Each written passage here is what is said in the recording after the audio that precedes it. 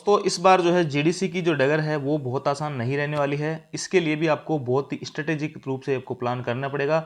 मैं के आर सैनी के आर एजुकेशन पे आप सभी को स्वागत करता हूं। दोस्तों आज इस वीडियो का जो अपना मेन थीम रहेगी वो रहेगी कि जीडीसी की जो है तैयारी कैसे करें आखिर, और इसके अंदर कट ऑफ कौन से जॉब के लिए सबसे कम रहती है, किस सब्जेक्ट पे हमें ज़्यादा फोकस करना चाहिए, क्या क्या एलिजिबिलिटी होती है, सिलेबस क्या होता है, किस तरीके से हमारे को इसकी तैयारी करनी चाहिए। और साथ ही दोस्तों यहाँ पे जो है अपन डायरेक्ट जो रिक्रूटमेंट होता है लोको पायलट का, उसमें ट्रेड का एक अलग से पेपर होता है। तो क्या जीडीसी के अंदर भी ट्रेड का पेपर अलग से होगा क्या, इसके ऊपर हम चर्चा करेंगे विस्तार से।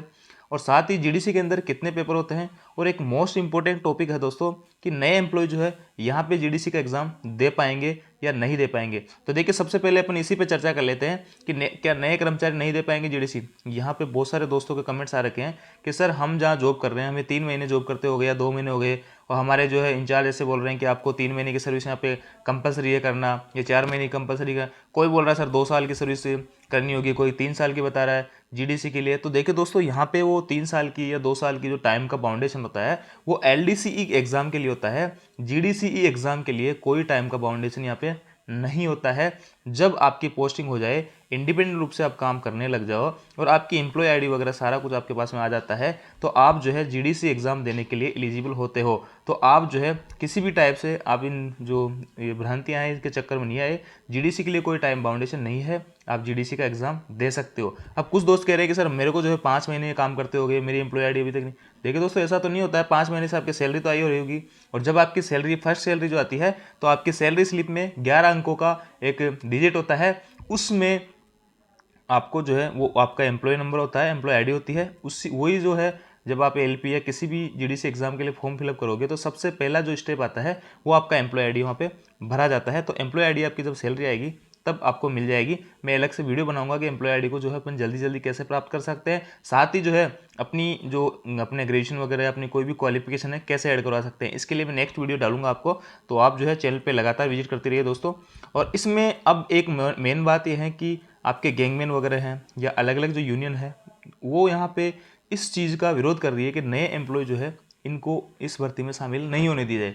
जैसे कि आपने गैंगमैनों की यूनियन अलग है या फिर जो पॉइंट्समैन अलग है, तो वो लोग पुराने वाले जो लोग हैं उनको ये डर है कहीं ना कहीं कि जो नए अगर कैंडिडेट को यहाँ पे इसमें शामिल किया जाएगा जीडीसी में, तो पुराने वाले लोगों को यहाँ पे सिलेक्शन होने के चांसेस कम हो जाएंगे। क्योंकि दोस्तों जो लोग यहाँ पे 5 साल से या 10 साल से ऑलरेडी ग्रुप डी में काम कर रहे हैं गैंगमैन वगैरह में, तो उनका जो है पढ़ाई से थोड़ा सा वास्ता जो है दूर हो जाता है, वो पढ़ाई को रेगुलर नहीं रख पाते हैं। और एक जो है इस बार नए कैंडिडेट जो यहाँ पे भर्ती हुए हैं वो एकदम फ्रेश आए हैं, उनका सारा कुछ अपडेटेड है।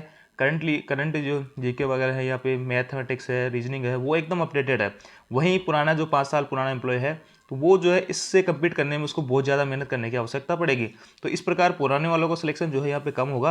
और आप सभी को पता है सब लोग जो है अपने अपने फायदे के लिए कुछ ना कुछ तो यहाँ पे स्ट्रगल वगैरह करते हैं। तो वो लोग भी यहाँ पे अलग अलग तरह से रेलवे बोर्ड को यहाँ पे लेटर लिख रहे हैं। और मैं जो है आपको एक लेटर दिखा भी देता हूँ जो कि आपके गैंगमैनों का है, उसमें क्या कुछ लिखा हुआ देखते हैं। देखिए दोस्तों ये जो है all India railway track maintenance union का है।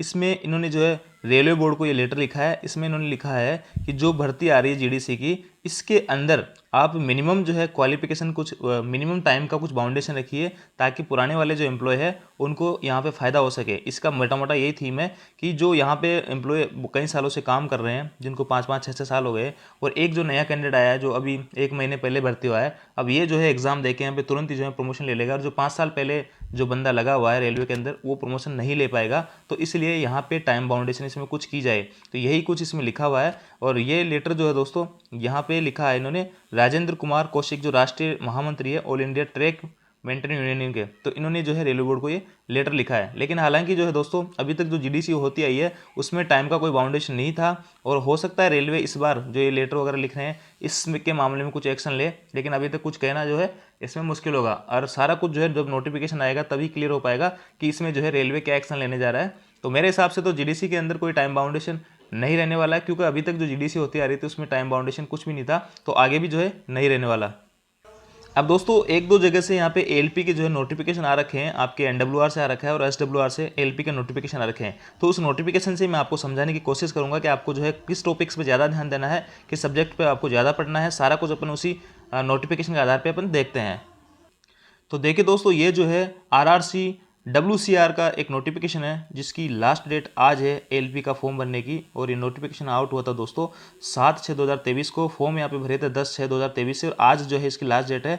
वहाँ पे नए जो दोस्त है जिन्होंने यहाँ पे ट्रैकमैन वगैरह किसी भी पोस्ट पे ज्वाइन कर लिया होगा और उनकी एम्प्लॉय आईडी वहाँ पे आ गई होगी, वो लोग जो है यहाँ पे आज इस फॉर्म को यहाँ भर सकते हैं दोस्तों।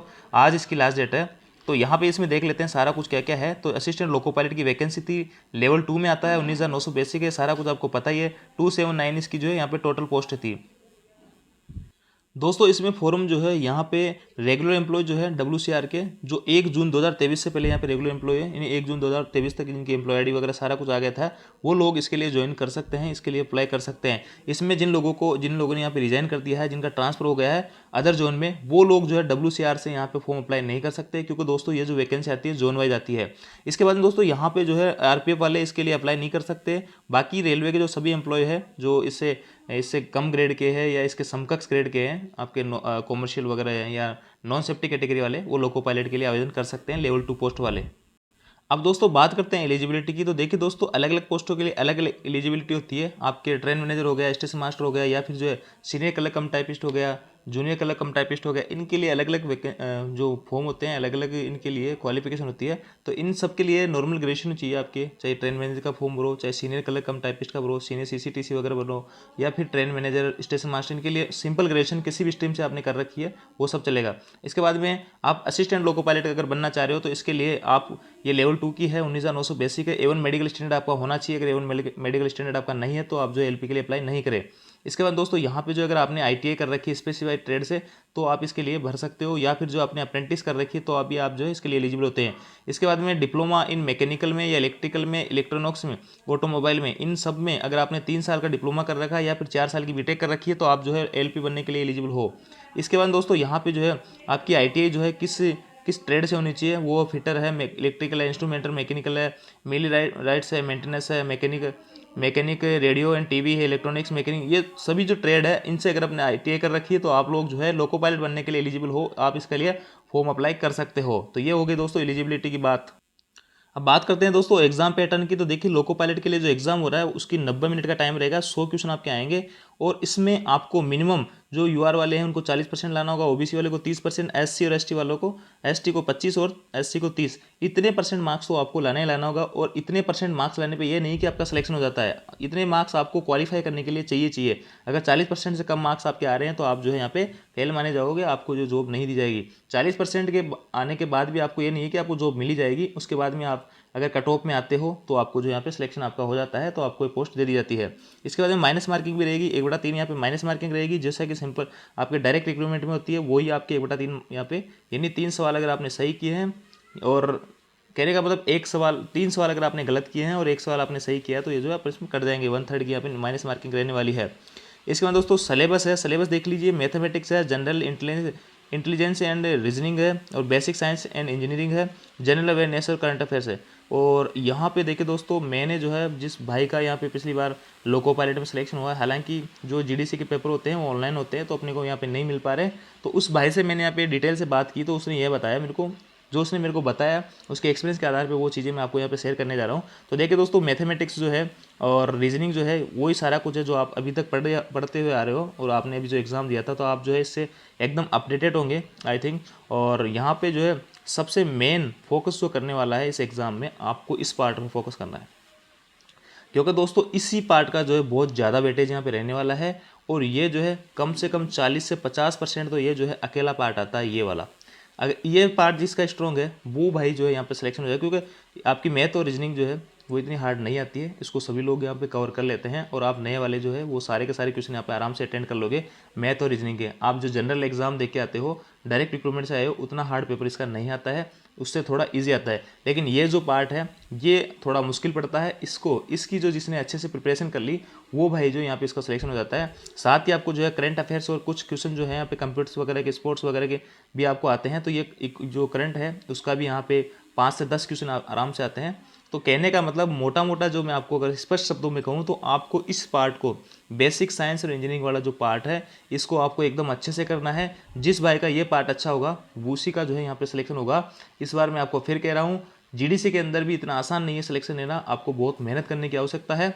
और नए वाले जो कैंडिडेट है उनको थोड़ी कम मतलब वो मेहनत करेंगे तो भी चल जाएगा, लेकिन जो पुराने वाले हैं कैंडिडेट जिनको 5 साल हो गए 7 साल हो गए सर्विस करते हैं, उनको दोस्तों बहुत ज़्यादा मेहनत की ज़रूरत है, क्योंकि उनको जो है एकदम नए जो कैंडिडेट है, फ्रेशर जो बंदे हैं, उनसे कम्पीट करना है। तो अगर कम्पीट करना है तो उनको यहाँ पे ज़्यादा मेहनत की ज़रूरत होगी दोस्तों। और ये सारा कुछ जो पार्ट आपको अच्छे से तैयार करना है, इसमें न्यूमेरिकल वगैरह भी पूछे जाते हैं, तो ये सारे कुछ कोई भी अच्छी सी बुक लेके आप इस पार्ट को कवर कर ले। बाकी रीजनिंग और आप जो रीजनिंग और मैथमेटिक्स है वो आप लोगों की सही है। और जीके जो होती है दोस्तों, जीके में इतना आपको ज़्यादा बर्डन लेने की आवश्यकता नहीं है। जीके जो होता है बहुत ही वाइड होता है, इसमें आप मेन टॉपिक्स यहाँ पे देख सकते हो, पॉलिटी वगैरह या जो भी इंपॉर्टेंट जो टॉपिक है वो देख सकते हो। बाकी हिस्ट्री में ज़्यादा उलझने की आवश्यकता नहीं है, क्योंकि वहाँ से ज़्यादा क्वेश्चन यहाँ पे नहीं आते हैं। ये बेसिक साइंस वाला जो है ये बहुत ज़्यादा मोटा पोर्सन है, इसको आप सभी लोग जो तैयार करें। तो मैं आपको कहूँगा इस पे ज़्यादा आप यहाँ पे ज़्यादा वो ध्यान इसी टॉपिक पे दें। इसके बाद में दोस्तों अब दोस्तों बात करते हैं कि सबसे कम कट ऑफ जो है किस पोस्ट की रहती है। तो देखिए आज तक जो जीडीसी के यहाँ पे पेपर हुए हैं पिछले सालों में, तो सबसे कम कट ऑफ जो दोस्तों आपके एलपी की ही रही है। एलपी की कट ऑफ कम रहने के बहुत सारे रीज़न हैं। तो देखिए दोस्तों इसमें एक रीज़न तो ये है कि इसके लिए आपको पास में आईटीआई वगैरह या कोई भी डिप्लोमा आपके पास में होना चाहिए, तभी आप जो है इसके लिए एलिजिबल हो सकते हो। तो ये जो है आईटीआई और डिप्लोमा सभी लोगों के पास में नहीं होता है, तो इसमें थोड़ा कंपटीशन कम हो जाता है, भीड़ इसमें कम हो जाती है। और साथ ही दोस्तों जो सबसे ज़्यादा पोस्टें जो आती है वो इसी फील्ड की आती है, लोको पायलट की ज़्यादा पोस्ट आती है। तो कहने का मतलब पोस्टें ज़्यादा आएगी और लोग उसमें कम भरेंगे, कम अपियर होंगे, तो उसकी जो है कट ऑफ कम होना स्वाभाविक है। तो इसलिए इसकी कट ऑफ सबसे कम रहती हुई है। इस पे कट ऑफ पे मैंने एक वीडियो बना रखा है। 40% जिसके मार्क्स आए थे दोस्तों उसका भी यहाँ पे सिलेक्शन हो गया था। और जनरल वालों की और ओबीसी वालों की भी कट ऑफ बहुत ज़्यादा नहीं गई थी, 44 के आसपास यहाँ पे ओबीसी में सिलेक्शन हो गया था।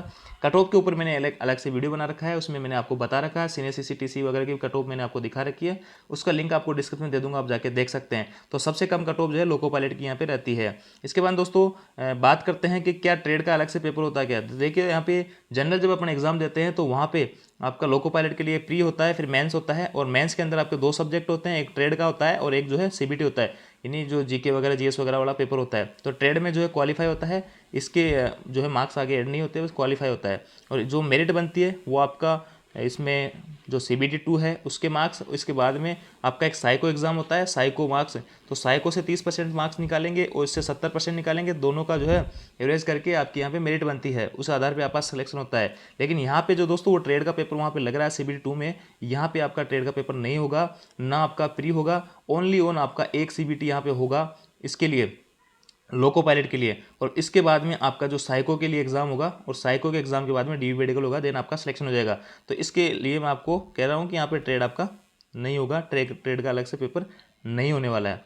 और दोस्तों जैसे कि जेई वगैरह है, स्टेशन मास्टर है या ट्रेन मैनेजर है, जिसमें साइको का एग्ज़ाम होगा, वहीं पे बस 2 एग्ज़ाम होंगे इस जीडीसी के तहत, बाकी सभी में एक एग्ज़ाम होगा। और साइको का जो एग्ज़ाम होता है एक तो एसएम में होता है और एक होता है आपका एलपी में। तो एसएम और एलपी को अगर अपन छोड़ दें तो सभी के जो एग्ज़ाम होंगे वो एक ही एग्ज़ाम होगा। और जो टाइपिंग वाली पोस्टें रहेगी, जैसे कि नॉन सेफ्टी कैटेगरी में टाइपिंग वाली पोस्टें हैं, तो वहाँ पे अगर टाइपिंग वाली है तो उनको जो एग्ज़ाम पास करने के बाद में टाइपिंग भी उनको देना होगा। टाइपिंग के कोई मार्क्स नहीं जुड़ते हैं, वो क्वालिफाई होती है। और यहाँ पे लोको पायलट और स्टेशन मास्टर में साइको के 30% के आधार पर वेटेज निकलता है, और साइको का जो है बहुत बड़ा रोल होता है। साइको अगर पास नहीं करोगे तो आप जो है यहाँ पे एलपी या स्टेशन मास्टर नहीं बन सकते हो। इसी प्रकार टाइपिंग अगर आप क्वालिफाई नहीं करोगे, टाइपिंग के जो है हालांकि मार्क्स नहीं जुड़ते, लेकिन टाइपिंग को जो है क्वालिफाई करना अभी जरूरी होता है। तो अभी जो है नॉन सेफ्टी कैटेगरी की वैकेंसीज आपको थोड़ा टाइम बाद देखने को मिल सकती है, लेकिन सेफ्टी कैटेगरी की जो पोस्टें हैं वो पहले यहाँ पे निकल के आ रही है। तो इससे सीधा सीधा मैं आपको ये कहना चाह रहा हूँ कि यहाँ पे ट्रेड का आपका पेपर अलग से नहीं होगा। इसके बाद में दोस्तों जीडीसी में कितने पेपर होते हैं तो ये भी मैंने आपको डिस्कस कर ही लिया है। जीडीसी में जनरली एक ही पेपर होता है। अगर सिंपल जैसे कि ट्रेन मैनेजर हो गया, इसके लिए एक पेपर होगा जेई के लिए, और आपका जो है सीनियर सीसीटीसी हो गया तो उसके लिए भी आपका एक ही पेपर होगा। बाकी सीनियर कलर कम टाइपिस्ट वगैरह होते हैं जिनमें टाइपिंग वगैरह की होती है, तो उनमें एग्जाम क्लियर करने के बाद में आपको टाइपिंग देना होगा। टाइपिंग क्वालिफाई है, टाइपिंग मार्क्स यहाँ पे नहीं जुड़ते हैं। और स्टेशन मास्टर और एलपी के लिए आपको साइको का एग्जाम भी देना पड़ेगा। साइको आपको पास करना होगा, साइको का वेटेज जो होता है उसी के आधार पे, और आपका CBT 2 होता है उसके आधार पे आपकी मेरिट निकल के आती है। देन डीवी मेडिकल वगैरह सारा कुछ होता है और आपको जो है सिलेक्शन यहाँ पे हो जाता है। तो ये सारी कुछ प्रोसेस ही दोस्तों। और अभी मैंने आपको बता ही दिया है कि कौन से सब्जेक्ट पे आपको ज़्यादा फोकस करना है। नए वाले कैंडिडेट्स को जो है इन्हीं सब्जेक्ट पे ज़्यादा फोकस करना है, पुराने वाले को यहाँ पे मैथ रीजनिंग वगैरह पे देखना होगा, क्योंकि उनको जो है पढ़ाई से थोड़ा लिंक टूटे उनको भी टाइम हो गया है, तो इसलिए उनको थोड़ी ज़्यादा मेहनत की ज़रूरत है। तो आई होप दोस्तों ये जानकारी आपको अच्छी लगी होगी। जानकारी अच्छी लगी हो तो दोस्तों के साथ शेयर जरूर करें। Thank you.